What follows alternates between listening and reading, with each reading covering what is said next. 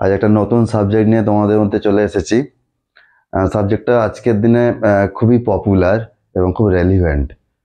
সেটা হচ্ছে digital logic. কেউ আমরা বলি ডিজিটাল ইলেকট্রনিক্স, আবার কেউ কেউ বলি এটা ডিজিটাল সিস্টেম ডিজাইন। তো এই ডিজিটাল ব্যাপারটা কি? কারণ চারদিকে আমরা শুনতে পাচ্ছি না যে ডিজিটাল ইন্ডিয়া, ডিজিটাল ট্রানজ্যাকশন, বা এর আগে সিস্টেমটা ছিল কি ডিজিটাল। তো এখন আমরা শুনতে পাই অ্যাকচুয়ালি আগের সিস্টেমগুলো ছিল সব অ্যানালগ, এখন সেটা আস্তে আস্তে ট্রান্সফর্ম হচ্ছে ডিজিটালে। তাহলে আমাদের তার আগে বুঝে নিতে হবে যে অ্যানালগ আর ডিজিটাল এর মধ্যে ডিফারেন্স কি। একটা হচ্ছে সিস্টেমের তরফ থেকে ডিফারেন্স আছে। একটা অ্যানালগ সিস্টেম আগেকার দিনে ছিল, যেটা অ্যানালগ ট্রানজিস্টার বলে, অ্যানালগ অ্যাম্প্লিফায়ার। এখনকার দিনে সেগুলোই সব ডিজিটালে কনভার্ট হয়ে যাচ্ছে। ডিজিটাল অ্যাম্প্লিফায়ার, ডিজিটাল ট্রানজিস্টার, যে কোনো কমিউনিকেশন সিস্টেম, কম্পিউটার, সব তো ডিজিটাল। মোবাইল, স্মার্টফোন যেগুলো মোস্টলি। তো ডিফারেন্সটা কোথায়? আমি দুটো জিনিস বলবো। আগে অ্যানালগ আর ডিজিটাল, এই দুটোর মধ্যে বেসিক ডিফারেন্স, আর কি কি বেনিফিট আমরা ডিজিটাল সিস্টেমে আসার পর পাচ্ছি অ্যানালগের রেসপেক্টে। ঠিক আছে? তো অ্যানালগ হচ্ছে, আগে সবার আগে বুঝে নিই যে একটা সিস্টেম বললাম, এবং এই সিস্টেম যে জিনিসটা আমাকে জেনারেট করে দেয় সেটা হচ্ছে সিগন্যাল। তো অ্যানালগ সিস্টেম যদি তার আউটপুট দেয় সেটাকে বলবো অ্যানালগ সিগন্যাল, আর ডিজিটাল সিস্টেম যে আউটপুটটা দেবে সেটা হবে ডিজিটাল সিগন্যাল। রাইট? আমি একটা ফিজিক্যাল এক্সাম্পল দিয়ে বলি যে সিগন্যাল ব্যাপারটাকে। সিগন্যাল হচ্ছে এমন একটা কোয়ান্টিটি যে সময়ের সাথেও পরিবর্তন হতে পারে, যার ভ্যালু, আবার দূরত্বের সাথেও ভ্যালু চেঞ্জ হতে পারে। আমি একটা এক্সাম্পল দিই প্র্যাকটিক্যাল। আমি নিজেকে একটা ধরো সিস্টেমের জায়গায় রাখলাম, এবং আমার বিহেভিয়ার বা ক্যারেক্টারিস্টিক্স যেটা রিপ্রেজেন্ট করবে সেটাই হচ্ছে সিগন্যাল। তো আমার এই বিহেভিয়ার সময়ের সাথেও পরিবর্তন হতে পারে, আবার দূরত্বের সাথেও। ব্যাপারটা কীরকম? ধরো কিছুদিন আগে পর্যন্ত প্রচণ্ড গরমকাল ছিল, গরম ছিল, তো সামার। তখন আমার কি মনে হচ্ছিল সবারই যে একটু এসিটা চলুক, ফ্যানটা চলুক। এটা হচ্ছে আমার একটা বিহেভিয়ারাল ক্যারেক্টারিস্টিক্স। কিন্তু আস্তে আস্তে আমরা যখন শীতকালের দিকে আসছি, মানে সময়ের পরিবর্তন হচ্ছে, তখন কিন্তু আমার মন আর চাইছে না যে এসিটা অন করি বা ফ্যানটা অন করি। কেন? এখন ঠান্ডা পড়ে যাচ্ছে, আর দরকার নেই ওগুলো। তো এটা একটা আমার চেঞ্জ। আবার কখনো কখনো দূরত্বের সাথেও আমার বিহেভিয়ারাল ক্যারেক্টারিস্টিক্স পরিবর্তন হতে পারে। যেমন ধরো আমি এখন কলকাতা থেকে বলছি, তো গরমকালই ধরি আমার কলকাতায় ওই একই ফ্যান, লাইট এগুলো সব অন করতে বলবো। সরি, লাইট না, এসি। কিন্তু এই আমি যদি কোনো হিল স্টেশনে যাই, লাইক দার্জিলিংয়ে বা হিমাচলে, সেখানে তো এমনি ঠান্ডা, তাহলে সেখানে আমার ফ্যান বা এসি লাগবে না, তা থাকেও না হোটেলে। তাহলে এই যে আমার এটা হচ্ছে কি, সময় একই সামার, কিন্তু দূরত্বের পরিবর্তনের সাথে সাথে আমার একটা ক্যারেক্টারিস্টিক্সে পরিবর্তন হলো।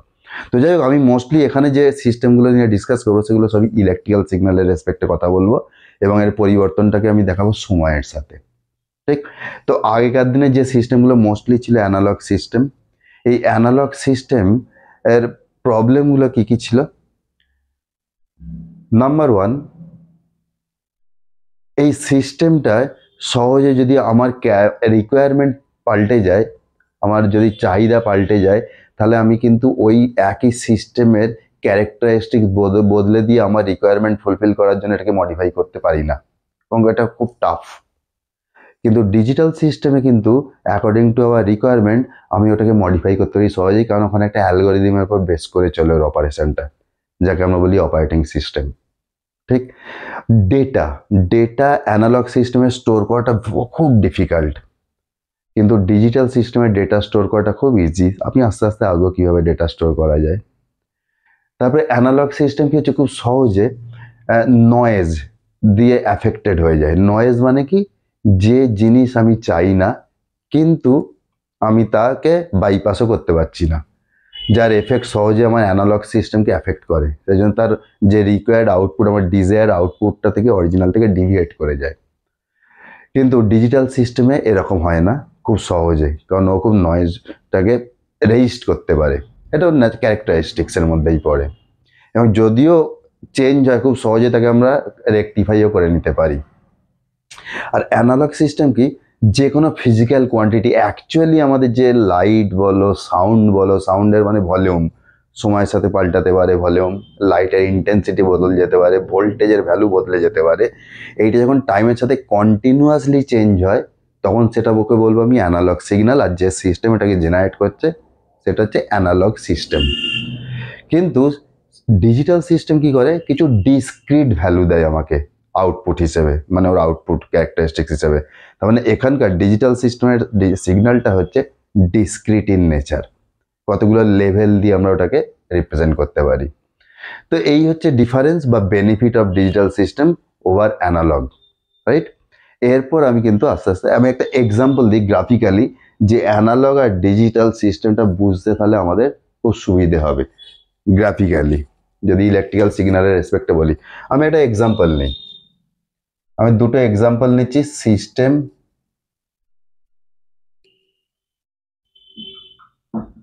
এ,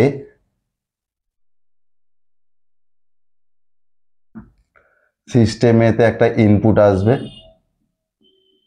এবং একটা আউটপুট জেনারেট করবে, যেটাকে বলবো অ্যানালগ সিগন্যাল। আমি এখন কোনটা অ্যানালগ কোনটা ডিজিটাল বলছি না। আর একটা সিস্টেম নেব,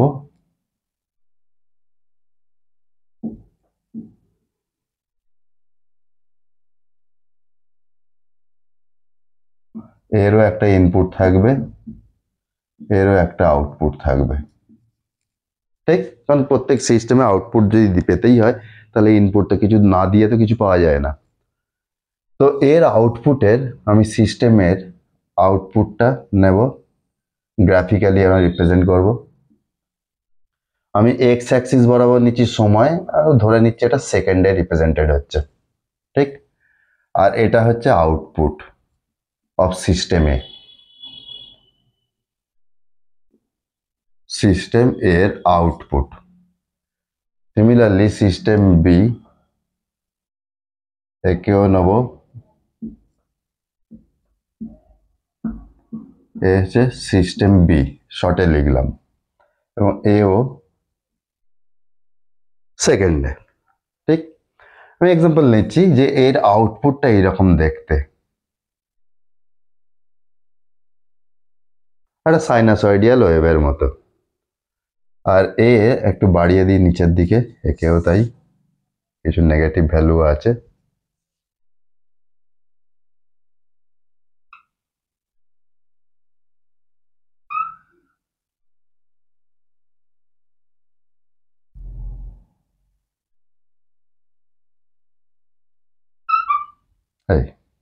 আমি এক্সাম্পল নিচ্ছি একটা, যে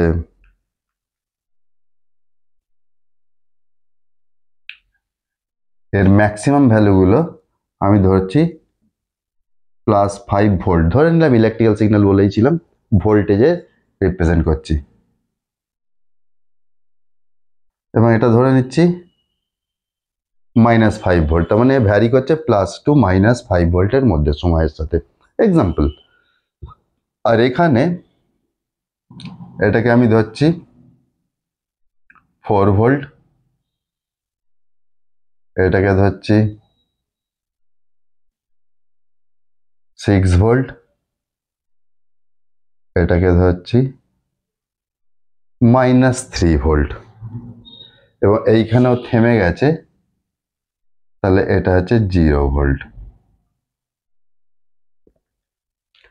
তাহলে এটা সিস্টেম এর আউটপুট, এটা সিস্টেম বি এর আউটপুট। পিকচার থেকে আমার ডিফারেন্স কোথায় বুঝতে পারছি কি, দেখো সিস্টেম এটা কিন্তু কন্টিনিউয়াসলি সময়ের সাথে পরিবর্তন হচ্ছে, ঠিক? তার মানে আমি +5 থেকে -5 এর মধ্যে যদি যে কোনো একটা ভ্যালু মনে মনে ভাবি, আমি কিন্তু পেয়ে যাব, কারণ কন্টিনিউয়াসলি ওটা ভ্যারি করছে, প্রত্যেকটা ভ্যালু এই রেঞ্জের মধ্যে অ্যাভেলেবেল করেসপন্ডিং টাইমে।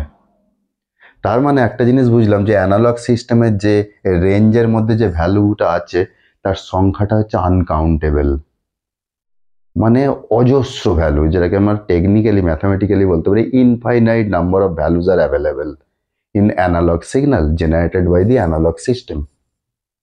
কিন্তু ডিজিটাল সিস্টেমে দেখা যায় এই সময়টার মধ্যে, আমি টাইমগুলো মেনশন করছি না, কিন্তু দেখতে পাচ্ছি কত এইখান থেকে শুরু হয়েছে 4 ভোল্ট, তার মানে এই সময়ের মধ্যেও একটা আছে 4 ভোল্ট, এই সময়টার মধ্যে আছে কত -3 ভোল্ট, এই সময়টার মধ্যে কত আছে +6 ভোল্ট, তারপর 0।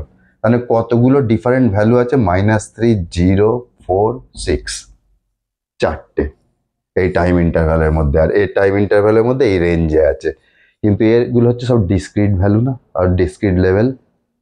তার মানে ডিজিটাল সিস্টেম অলওয়েজ আমাকে কিছু ডিসক্রিট ভ্যালু বা লেভেল দেয়। তার মানে এর সংখ্যাটা কিন্তু আনকাউন্টেবল না অ্যানালগের মতো, একটা ফাইনাইট নাম্বার অফ লেভেল বা ভ্যালু দিয়ে আমি রিপ্রেজেন্ট করি ডিজিটাল সিস্টেম, এবং যতগুলো ডিফারেন্ট লেভেল পাই তার উপর ডিপেন্ড করে নামকরণ হয়। যদি দুটো ডিফারেন্ট লেভেল দিয়ে আমি রিপ্রেজেন্ট করতে পারি আর ডিজিটাল সিস্টেমের আউটপুটকে, তাহলে তার নাম হবে বাইনারি, এগুলো আমি পরে আসবো। যদি 8টা ডিফারেন্ট লেভেল দিয়ে আমি রিপ্রেজেন্ট করতে পারি, তাহলে তার নাম হবে অক্টাল ডিজিটাল সিস্টেম।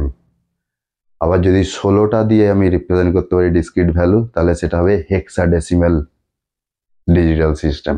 ঠিক এইভাবে অনেক রকম সিস্টেম হয়। তো এই হচ্ছে আমার main difference between analog and digital system and their corresponding signals. চলো আজকের মতো টাটা। নেক্সট ক্লাসে আমরা আস্তে আস্তে এবার ডিজিটাল সিস্টেমটাকে কিভাবে রিপ্রেজেন্ট করা হয়, নাম্বার সিস্টেম দিয়ে কিভাবে ওটাকে আমরা অপারেট করা হয়, এগুলো নিয়ে ডিসকাস করবো। Tata, see you in the next class.